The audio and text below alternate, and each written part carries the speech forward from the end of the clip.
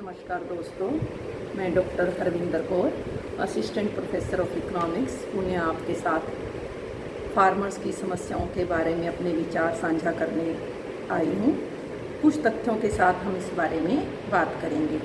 जो ये सरकार के 3 ऑर्डिनेंस के बारे में सरकार का आजकल बड़ा चला हुआ है, जिसमें पहला ऑर्डिनेंस है एसेंशियल कमोडिटी एक्ट, जिसके बारे में जो 1955 में आया था, और सरकार ने कुछ क्रॉप्स को इस एसेंशियल कमोडिटी एक्ट से बाहर कर दिया गया, जैसे आलू है, प्याज है, दाल, तिलहन, इनको बाहर निकाल दिया गया। दूसरा जो एक्ट है farmers produce trade and commerce ordinance, जो इसके साथ में ब्रैकेट में लिखा है प्रमोशन एंड फैसिलिएशन। ये वास्तव में किसानों के प्रमोशन या फैसिलिएशन के लिए नहीं आया। ये जो आया है ऑर्डिनेंस, ये कॉरपोरेट सेक्टर्स के लिए, प्राइवेट प्लेयर्स के फैसिलिएशन के लिए एक्ट लेकर आया गया है। इसके बारे में हम डिटेल में चर्चा करेंगे। और जो तीसरा एक्ट है farmers agreement on price assurance and farm service act, bracket में है एम्पावरमेंट एंड प्रोटेक्शन एक्ट। फिर से मैं कहना चाहूँगी कि फार्मर्स के एम्पावरमेंट के लिए या प्रोटेक्शन के लिए एक्ट नहीं आए हैं। अब हम जो ये 3 एक्ट सरकार के, 3 ऑर्डिनेंस सरकार के आए हैं, इनके पीछे का इतिहास कहाँ से शुरू होता है, पहले हम इसके बारे में चर्चा करते हैं। शांता कुमार कमेटी 2015 में अपनी रिपोर्ट पेश करती है, और ये कमेटी कहती है कि जो MSP है या agriculture produce and marketing committee है, FCI है, फूड सिक्योरिटी एक्ट है, अब इनको सबको एबोलिश कर दिया जाए, MSP को ख़त्म कर दिया जाए, क्योंकि अब जो MSP है वो सारे इंडिया में तो पॉसिबल नहीं है देना। पहले हरियाणा, पंजाब और यूपी में ही वीट का प्रोडक्शन होता था और MSP दे दिया जाता था।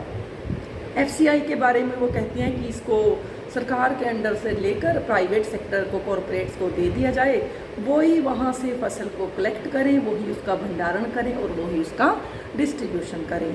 फूड सिक्योरिटी एक्ट को ख़त्म कर दिया जाना चाहती है। ये फूड सिक्योरिटी एक्ट के अंडर जो पॉपुलेशन फूड लेती है, अनाज लेती है, वो 67% से घटाकर 40% तक कर देना चाहती है। इस कमेटी की सिफारिशों के अकॉर्डिंग ये सरकार द्वारा 3 ऑर्डिनेंस लेकर आए गए, जिनका पर्पज़ फार्मर के एक तरह से एग्रीकल्चर सेक्टर को उस कगार पर लेकर आना है जहां पर उसकी ग्रोथ रेट 0 या माइनस में चली जाएगी। अब जो सरकार लॉजिक देती है, या जो शांता कुमार कमेटी ने लॉजिक दिया, जो ट्रेड एंड कॉमर्स ऑर्डिनेंस कहता है कि सिर्फ 6% फार्मर ही अपने प्रोडक्ट को रेगुलेटेड मार्केट्स में लेकर आता है, बाकी फार्मर को वो लेकर नहीं आता। इसलिए कहते हैं कि agriculture produce and market committee का कोई औचित्य नहीं है। बट सरकार एक बारे में इस बात की तह तक क्यों नहीं जाती कि सिर्फ 6% फार्मर, 6% किसान ही अपने प्रोड्यूस को क्यों APMC के अंडर लेकर आता है। अगर सरकार इसकी गहराई में जाए तो इसका रीज़न जानते हो क्या है? इसका रीज़न है कि जो फार्मर है वो छोटा फार्मर, मार्जिनल फार्मर, आज भी मनी लेंडर्स के क्लचेस में है। वो मनी लेंडर से पहले ही एडवांस में डेप्ट लेकर रखता है, और उस डेप्ट को चुकाने के लिए वो फसल भी उसी के पास औने पौने दामों में बेच देता है। सरकार तो बिल्कुल क्लियर हो जाती है कि 94% फार्मर यहाँ पर फसल लेकर नहीं आता। बजाय इसकी कोई रेमेडी की जाए, इसको ठीक करने की कोशिश की जाए कि मैक्सिमम फार्मर APMC के अंडर अपने रेगुलेटेड मार्केट्स में अपने प्रोड्यूस को बेचें, वो कहते हैं कि इस APMC को ही ख़त्म कर दिया जाए। अब सरकार को इसके बारे में क्या करना चाहिए था? देखिए, सरकार को चाहिए था कि ट्रेड एंड कॉमर्स के लिए सरकार क्या कर सकती थी कि रेगुलेटेड मार्केट्स को बढ़ाना ज़रूरी था।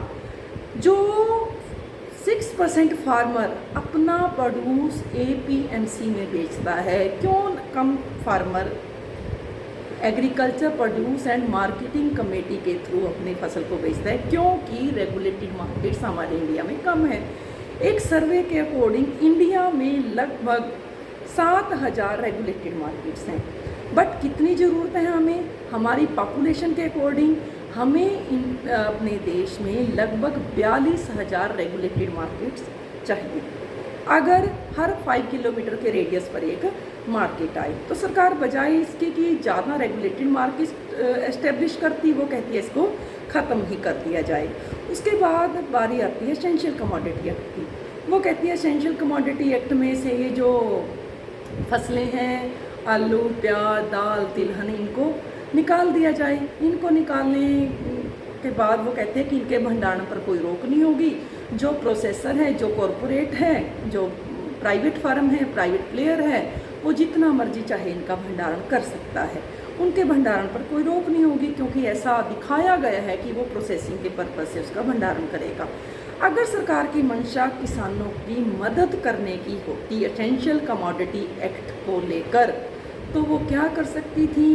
वो प्राइवेट फर्म्स को बोल सकती थी, वो प्रोसेसर को बोल सकती थी कि किसान को इसमें स्टेक होल्डर बनाए। अब जो प्रोसेसर रॉ मटेरियल से, एग्रीकल्चर प्रोडक्ट से वैल्यू एडिशन करेगा, फाइनल प्रोडक्ट तैयार करेगा, उसमें किसान को स्टेक होल्डर बनाते, किसान स्टेक होल्डर बनता और उसका उस वैल्यू एडिशन वाली इनकम में कुछ शेयर किसान का भी होता, जिससे कि उसकी इनकम बढ़ाई जा सकती थी। तीसरा अध्यादेश जो है सरकार लेकर आई है, थर्ड ऑर्डिनेंस जो है the farmers agreement on price assurance and farm service act. इसको हम छोटी सी आसान सी लैंग्वेज में कहते हैं कि कॉन्ट्रैक्ट फार्मिंग है। हालांकि इसमें ये कहा गया है कि ये किसान को एम्पावर करने के लिए और प्रोटेक्शन के लिए लेकर आया गया अध्यादेश है, बट यहाँ पर भी उल्टा है। यहाँ पर भी किसान को प्रोटेक्ट ना करके, किसान को एम्पावर ना करके प्राइवेट फार्म को ही एम्पावर करने की कोशिश की गई है। किस तरह से? प्राइवेट, अब किसान तो अपने खेत में मजदूर बना दिया गया। कॉन्ट्रैक्ट फार्मिंग में क्या हुआ कि बड़ी फर्म आएंगी, बड़ी फर्म्स आएंगी, वो कॉन्ट्रैक्ट करेंगे किसान के साथ कि आपकी फसल को इस रेट पर उठा लिया जाएगा। ये फसल बीज देने से पहले कॉन्ट्रैक्ट होगा, बट यहाँ किसान के लिए भय रहेगा, क्योंकि उसको इस बात का पूरा डर रहेगा कि ये प्राइवेट फर्म किसान को ब्लैकमेल करना शुरू कर देंगी। वो ये भी कह सकती हैं कि डील के समय फसल के इस जो दाना और बीज उपजा है, इसका साइज छोटा है, इसकी लेंथ छोटी है, इसकी मोटाई छोटी है, और किसान को मजबूर कर सकती हैं कि आप अपनी फसल का कम मूल्य लो। हाँ, किसान के लिए हालांकि ये प्रोविज़न है कि वो SDM ऑफिस में अपनी इसकी शिकायत कर सकता है, बट यहाँ भी सरकार ने गेम क्या खेलती है? सरकार किसान को कोर्ट में जाने की परमिशन नहीं देती। कोर्ट में किसान जा नहीं सकता। SDM जो है, अधिकारी जो है, किसान सरकार के प्रेशर में होता है, तो किसान के हक में फैसला आने की उम्मीद बहुत कम हो सकती है। तो इन तीनों ऑर्डिनेंस का पर्पस सरकार का किसान की मदद करना ना होकर, फार्म सेक्टर की मदद ना करना होकर, किसकी मदद करना रह जाता है? कॉरपोरेट सेक्टर की मदद करना रह जाता है। एक सर्वे के अकॉर्डिंग किसान की जो पर मंथ इनकम है वो 1700 रुपये है। अब इतनी कम इनकम पर कोई भी पर्सन सर्वाइव नहीं कर सकता। अगर कोई और फर्म होती तो वो, या कोई और सेक्टर होता तो कब का सुसाइड कर लेता। 1700 रुपये पर मंथ इनकम में, पर किसान ऐसा नहीं कर पाया। एक और एस्टिमेट के अकॉर्डिंग जो किसानों की इनकम है पिछले 40 सालों में ऑलमोस्ट फ्रोजन है। इसका क्या मीनिंग है? इसका मीनिंग है कि किसानों की रियल इनकम जो है पिछले 40 सालों में नहीं बढ़ी है। रियल इनकम क्या होती है कि आप गिवन इनकम से कितनी गुड्स एंड कमोडिटीज़ को खरीद सकते हो। अब किसानों की जो रियल इनकम है वो अपनी आय में से जितना सामान पहले खरीद सकता था उतना ही आज भी शायद उससे भी कम खरीद पाता है। ऑलमोस्ट जो किसान की रियल इनकम है उसमें सिर्फ 0.44% की वृद्धि हुई है। तो ये एक बड़ा ही शॉकिंग डेटा है। उसके बाद एक न्यूज़ थी 2013 में कि कुरुक्षेत्र में कुछ फार्मर्स तहसीलदार की परमिशन लेना चाहते हैं कि वो अपने ऑर्गेन्स को सेल करने की उनको परमिशन दे दिए जाए, क्योंकि वो डेब्ट में है। डेब्ट को उतारने के लिए पैसा चाहिए और शायद वो अपने इंटरनल ऑर्गन्स को, किडनीज को बेचकर शायद उस कर्जे से मुक्ति पा सकते हैं। कितने दुर्भाग्य की बात है कि जो देश का अन्नदाता है उसके साथ इतना अत्याचार है। हम अपने ही देश में डेमोक्रेसी के अंदर रहते हुए भी अपने अधिकारों के लड़ने के लिए हम सक्षम नहीं है और ना ही उनके लिए कोई आवाज़ उठाई जा रही है। तो मेरी अपने सभी किसान भाइयों से, सभी देशवासियों से फिर से अपील है कि किसान के लिए मूवमेंट है, जो 3 अध्यादेश ख़त्म करने की किसान कोशिश में है, उनका आप साथ दो। जय हिंद, जय भारत।